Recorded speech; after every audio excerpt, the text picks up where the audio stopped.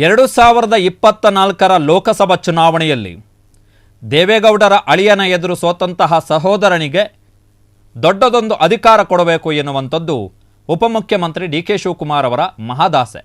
ಆ ಮಹದಾಸೆ ಈಡೇರಲಿಕ್ಕೆ ಇನ್ನು ಒಂದು ಮೆಟ್ಟಿಲು ಮಾತ್ರ, ಒಂದು ಹೆಜ್ಜೆ ಮಾತ್ರ ಬಾಕಿ ಇರುವಂಥದ್ದು. ಇದರ ಮುಖಾಂತರ CM ಸಿದ್ದರಾಮಯ್ಯನವರ ಆಪ್ತರಿಗೂ ಕೂಡ ಭಯ ಶುರುವಾಗಿದೆ, ಢವಢವ ಶುರುವಾಗಿದೆ. ನಮಗೆಲ್ಲಿ ಅಧಿಕಾರ ತಪ್ಪು ಬಿಡುತ್ತೋ ಅಂತೇಳಿ ಕಾಂಗ್ರೆಸ್ನ ಒಳಗಡೆ ಸಿದ್ದರಾಮಯ್ಯ ಮತ್ತು ಡಿ ಕೆ ಶಿವಕುಮಾರ್ ಅವರ ನಡುವೆ ಸಂಘರ್ಷಕ್ಕೆ ಮತ್ತೊಂದು ವೇದಿಕೆ ಸಿದ್ಧವಾಗಿದೆ. CM ಸಿದ್ದರಾಮಯ್ಯ ಆಪ್ತರಿಗೆ ಶುರುವಾಯಿತು ಢವಢವ. ಕರ್ನಾಟಕ ಕಾಂಗ್ರೆಸ್ನಲ್ಲಿ ಹೊಸ ಸಂಘರ್ಷಕ್ಕೆ ಹಾಲೇ ಕಾರಣ. ಮತ್ತೆ ಅಧಿಕಾರಕ್ಕೇರಿದ ಉಪಮುಖ್ಯಮಂತ್ರಿ ಡಿ ಕೆ ಶಿವಕುಮಾರ್ ಅವರ ಸಹೋದರ ಬಮೂಲ್ ಅಧ್ಯಕ್ಷರಾಗಿ, ಬೆಂಗಳೂರು ಜಿಲ್ಲಾ ಹಾಲು ಒಕ್ಕೂಟದ ಅಧ್ಯಕ್ಷರಾಗಿ ಡಿ ಕೆ ಸುರೇಶ್ ಅವರು ಇವತ್ತು ಅವಿರೋಧವಾಗಿ ಆಯ್ಕೆಯಾಗಿದ್ದಾರೆ. ಕಾರಣ ಏನು ಅಂತ ಹೇಳಿದ್ರೆ, ಬಮೂಲ್ ಅಧ್ಯಕ್ಷ ಸ್ಥಾನಕ್ಕೆ ಇವತ್ತು ಡಿ ಕೆ ಸುರೇಶ್ ಅವರು ನಾಮಪತ್ರವನ್ನು ಸಲ್ಲಿಸಿದ್ರು. ನಾಮಪತ್ರ ಸಲ್ಲಿಕೆಗೆ ಅವಧಿ ಮುಗಿಯುವವರೆಗೆ ಯಾರು ಕೂಡ ನಾಮಪತ್ರವನ್ನು ಸಲ್ಲಿಸಿರಲಿಲ್ಲ, ಉಳಿದ ಯಾರು ಕೂಡ ಎಕ್ಸೆಪ್ಟ್ ಡಿ ಕೆ ಸುರೇಶ್.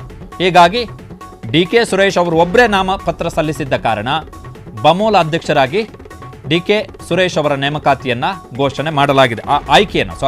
ಆಯ್ಕೆಯನ್ನು ಘೋಷಣೆ ಮಾಡಲಾಗಿದೆ. ಈ ಮುಖಾಂತರ ವೆರಿ ಇಂಪಾರ್ಟೆಂಟ್ ಏನು ಅಂತ ಹೇಳಿದ್ರೆ, ಈ ಮುಖಾಂತರ ಸಹಕಾರ ಕ್ಷೇತ್ರಕ್ಕೆ ಡಿ ಕೆ ಸಹೋದರರು ಅಧಿಕೃತವಾಗಿ ಲಗ್ಗೆ ಇಟ್ಟಿದ್ದಾರೆ. ಸಹಕಾರ ಕ್ಷೇತ್ರ ರಾಜಕಾರಣದಲ್ಲಿ ಅತ್ಯಂತ ಪರಿಣಾಮಕಾರಿ ಅಸ್ತ್ರ. ಸಹಕಾರ ಕ್ಷೇತ್ರ, ಕೋಆಪರೇಟಿವ್, ಅದು DCC ಬ್ಯಾಂಕ್ ಇರ್ಬೋದು, ಹಾಲು ಒಕ್ಕೂಟಗಳಿರ್ಬೋದು, ಬೇರೆ ಬೇರೆ ಸಂಘಗಳಿರ್ಬೋದು, ಸಹಕಾರ ಕ್ಷೇತ್ರದ ಜೊತೆಗೆ ಗುರುತಿಸಿಕೊಂಡಿರುವಂತಹ ಸಂಘಗಳು, ಅದು very important tool, politically very important tool. So ಅಂತಹ ಸಹಕಾರ ಕ್ಷೇತ್ರಕ್ಕೆ ಈಗ ಅಧಿಕೃತವಾಗಿ ಡಿ ಕೆ ಸಹೋದರರು ಲಗ್ಗೆಯನ್ನು ಇಟ್ಟಿದ್ದಾರೆ.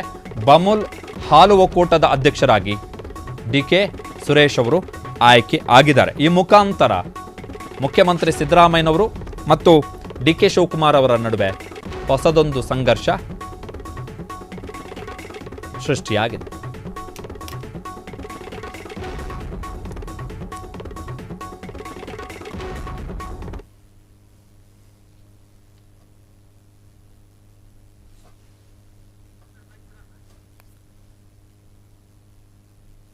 ಮತ್ತು ಉಪಾಧ್ಯಕ್ಷರಿಗೆ ನಡೆದಂತಹ ಈ ಒಂದು ಚುನಾವಣೆ, ಬೆಂಗಳೂರು ಹಾಲು ಒಕ್ಕೂಟದ ಅಧ್ಯಕ್ಷರು ಮತ್ತು ಉಪಾಧ್ಯಕ್ಷರಿಗೆ ನಡೆದಂತಹ ಈ ಒಂದು ಚುನಾವಣೆಯಲ್ಲಿ ಸರ್ವಸಮ್ಮತವಾಗಿ ನನ್ನನ್ನ ಮತ್ತು ಮಾಗಡಿ ತಾಲೂಕಿನ ಕುದೂರು ಕ್ಷೇತ್ರದಿಂದ ಆಯ್ಕೆಯಾದಂತ ರಾಜಣ್ಣ ಅವರನ್ನ ಉಪಾಧ್ಯಕ್ಷರಾಗಿ ಅವಿರೋಧವಾಗಿ ಎಲ್ಲ 14 ಜನ ನಿರ್ದೇಶಕರುಗಳು ಯಾರ್ಯಾರು ಗೆದ್ದಿದ್ದಾರೆ ಅವರೆಲ್ಲರೂ ಸೇರಿ ಅವಿರೋಧವಾಗಿ ಆಯ್ಕೆ ಮಾಡಿದ್ದಾರೆ.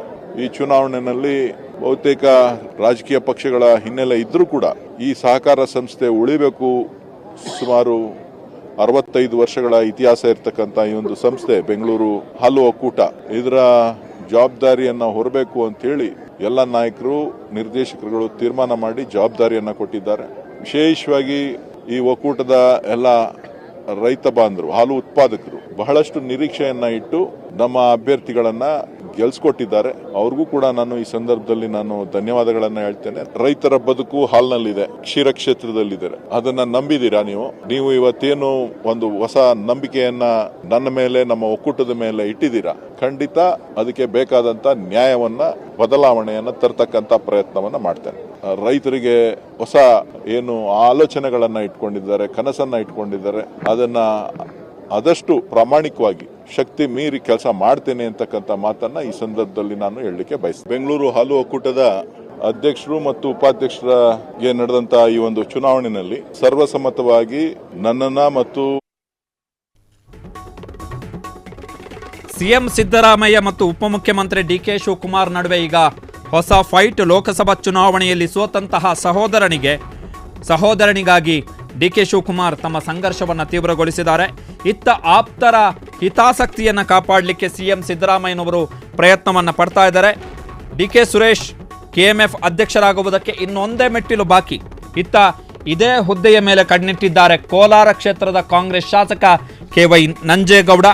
ಇತ್ತ ಹಾಲಿ KMFನ ಅಧ್ಯಕ್ಷ ಭೀಮಾನಾಯ್ಕಿಗೆ ಈ ಹುದ್ದೆಯನ್ನು ಉಳಿಸಿಕೊಳ್ಳಬೇಕಾದಂತಹ ಸವಾಲಿದೆ. ಕಾರಣ ಎದುರುಗಡೆ ಇರುವಂಥದ್ದು ಡಿ ಕೆ ಶಿವಕುಮಾರ್ ಅವರ ಸಹೋದರ ಡಿ ಕೆ ಸುರೇಶ್.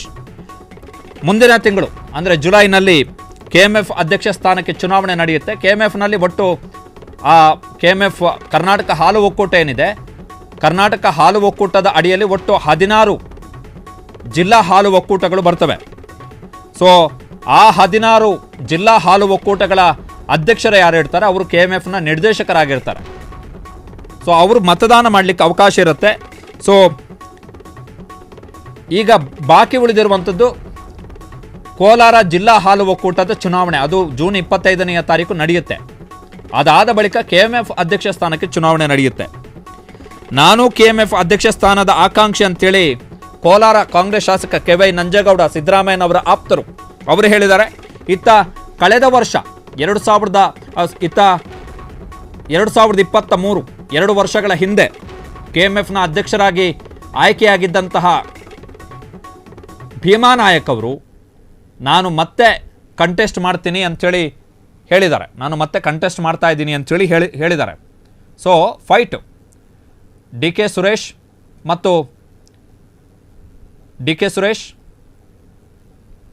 ಭೀಮಾ ನಾಯಕ್ ಮತ್ತು ಕೋಲಾರ ಶಾಸಕ KY ನಂಜೇಗೌಡ, ಇದರಲ್ಲಿ ಇಬ್ಬರು ಚುನಾವಣೆಯಲ್ಲಿ ಸೋತಂಥವ್ರು. ಭೀಮಾ ನಾಯಕ್ ಕೂಡ ಹಗರಿಬೊಮ್ಮನಹಳ್ಳಿ ವಿಧಾನಸಭಾ ಕ್ಷೇತ್ರದಲ್ಲಿ ಕಳೆದ ವಿಧಾನಸಭಾ ಚುನಾವಣೆಯಲ್ಲಿ ಸೋತಿದ್ರು. ಹೀಗಾಗಿ ತಮ್ಮ ಆಪ್ತನಿಗೆ ದೊಡ್ಡ ಹುದ್ದೆ, ಅದು KMF ಅಧ್ಯಕ್ಷ ಸ್ಥಾನ ಏನು ಸಣ್ಣ ಗಾದಿ ಏನಲ್ಲ, ದೊಡ್ಡ ಗಾದಿನೇ. ಹಾಗಾಗಿ ಭೀಮಾ ನಾಯಕಿಗೆ ಆ ಹುದ್ದೆಯನ್ನು ಕೊಡಿಸಿದ್ರು ಸಿದ್ದರಾಮಯ್ಯನವರು. ಭೀಮಾ ನಾಯಕ್ ಅವರು ಕೂಡ 2023ರಲ್ಲಿ KMFಗೆ ಅವಿರೋಧವಾಗಿ ಆಯ್ಕೆಯಾಗಿದ್ದು ಯಾರು ಕೂಡ ಅಧ್ಯಕ್ಷ ಸ್ಥಾನಕ್ಕೆ ನಾಮಪತ್ರವನ್ನು ಸಲ್ಲಿಸಿರಲಿಲ್ಲ. ಬಟ್ ಈಗ ಏನು ಹೇಳ್ತಿದ್ದಾರೆ ಅಂತ ಹೇಳಿದ್ರೆ, ನಾನು ಮತ್ತೆ ಕಂಟೆಸ್ಟ್ ಮಾಡ್ತೀನಿ ಎಲೆಕ್ಷನ್ಗೆ. ಕಾರಣ ಭೀಮಾ ನಾಯಕ್ ಅವರಿಗೆ ಒಂದು ವೇಳೆ ಅಧ್ಯಕ್ಷ ಸ್ಥಾನ ಹೋಗ್ಬಿಟ್ರೆ ಮುಂದಿನ ಎಲೆಕ್ಷನ್ವರೆಗೆ ಮತ್ತೆ ಅಧಿಕಾರ ಸಿಗಲ್ಲ, ಅಥವಾ ಯಾವುದಾದ್ರೂ ಬೇರೆ ನಿಗಮ ಮಂಡಳಿ ಕೊಡಬೇಕು. ಬಟ್ ಅದು KMFನಷ್ಟು ತೂಕದ ನಿಗಮ ಮಂಡಳಿ ಆಗಿರಲ್ಲ. ಇನ್ನು ಕೋಲಾರ ಶಾಸಕರು ಅವರು 2023ರಲ್ಲೇ KMF ಅಧ್ಯಕ್ಷ ಸ್ಥಾನದ ಮೇಲೆ ಕಣ್ಣಿಟ್ಟಿದ್ರು.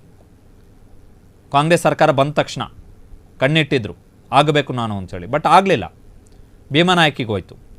ಈಗ 3 ಜನ, DK Suresh, Bhima Naik, KY Nanjegowda. But KY Nanjegowda ಮತ್ತು ಭೀಮಾ ನಾಯಕ್ ಅವರ ಎದುರುಗಡೆ ಇರುವಂತಹ ಸ್ಪರ್ಧಿ ಯಾರು ಅಂತ ಹೇಳಿದ್ರೆ ಅದು DK ಸುರೇಶ್, ಉಪಮುಖ್ಯಮಂತ್ರಿಗಳ ಸಹೋದರ, KPCC ಅಧ್ಯಕ್ಷದ ಸಹೋದರ, ಅತ್ಯಂತ ಪ್ರಭಾವಿ, ಎಲ್ಲ ರೀತಿಯಲ್ಲೂ ಪ್ರಭಾವಿ. ಹೀಗಾಗಿ DK ಸುರೇಶ್ ಅವರಿಗೆ ಒಲಿಯುವಂತಹ ಸಾಧ್ಯತೆ ಜಾಸ್ತಿ ಇದೆ KMF ಅಧ್ಯಕ್ಷ ಸ್ಥಾನ. ಸೊ 2024ರಲ್ಲಿ ದೇವೇಗೌಡರ ಅಳಿಯನ ಎದುರು ಸೋತಂತಹ DK ಶಿವಕುಮಾರ್ ಅವರ ಸಹೋದರ ಮತ್ತೆ ಅಧಿಕಾರಕ್ಕೆ, 1 ವರ್ಷದಲ್ಲೇ ಮತ್ತೆ ಅಧಿಕಾರ ಕೇಂದ್ರಕ್ಕೆ ರಿಟರ್ನ್ ಆಗ್ತಾ ಇದ್ದಾರೆ. ಸಹಕಾರ ಕ್ಷೇತ್ರಕ್ಕೆ ಲಗ್ಗೆಯನ್ನು ಇಡ್ತಿದ್ದಾರೆ, ವೆರಿ ಇಂಪಾರ್ಟೆಂಟ್. ಕಾರಣ HD ರೇವಣ್ಣ ಅವರು ದೀರ್ಘಕಾಲ KMFನ ಅಧ್ಯಕ್ಷರಾಗಿದ್ದಂಥವ್ರು. ದೀರ್ಘಕಾಲ KMF ಅಂದರೆ ದೇವೇಗೌಡರ ಫ್ಯಾಮಿಲಿ ಅನ್ನೋ ಥರ ಆಗೋಗ್ಬಿಟ್ಟಿತ್ತು. ರೇವಣ್ಣ. ಅದಾದ ಬಳಿಕ ಬಾಲಚಂದ್ರ ಜಾರಕಿಹೊಳಿ ಬಂದರು, DV ಸದಾನಂದ ಗೌಡರು KMFನ ಅಧ್ಯಕ್ಷರಾಗಿದ್ದರು. ಹೀಗಾಗಿ ವೆರಿ ಇಂಪಾರ್ಟೆಂಟ್. ಸಹಕಾರ ಕ್ಷೇತ್ರಕ್ಕೆ ಲಗ್ಗೆ ಇಟ್ಟರೆ, ಸಹಕಾರ ಕ್ಷೇತ್ರವನ್ನು ತಮ್ಮ ಹಿಡಿತದಲ್ಲಿ ತೆಗೆದುಕೊಂಡ್ರೆ ಅದು ದೊಡ್ಡ ರಾಜಕೀಯ ಅಸ್ತ್ರವಾಗಿ ಬದಲಾಗುತ್ತೆ ಭವಿಷ್ಯದ ಚುನಾವಣೆಗಳಲ್ಲಿ. ಸೊ ಆ ಸಹಕಾರ ಕ್ಷೇತ್ರಕ್ಕೆ ಈಗ DK ಸಹೋದರರ ಅಧಿಕೃತ ಎಂಟ್ರಿ ಆಗಿದೆ. ಕ್ಷಣ ಕ್ಷಣದ ಸುದ್ದಿಗಳಿಗಾಗಿ ಫ್ರೀಡಂ ಟಿವಿ ಸಬ್ಸ್ಕ್ರೈಬ್ ಮಾಡಿ, ಲೈಕ್ ಮಾಡಿ ಹಾಗೂ ಫಾಲೋ ಮಾಡಿ. ಹೊಸ ಸುದ್ದಿಗಳ ನೋಟಿಫಿಕೇಶನ್ಗಾಗಿ ಬೆಲ್ ಐಕಾನ್ ಮೇಲೆ ಕ್ಲಿಕ್ ಮಾಡಿ.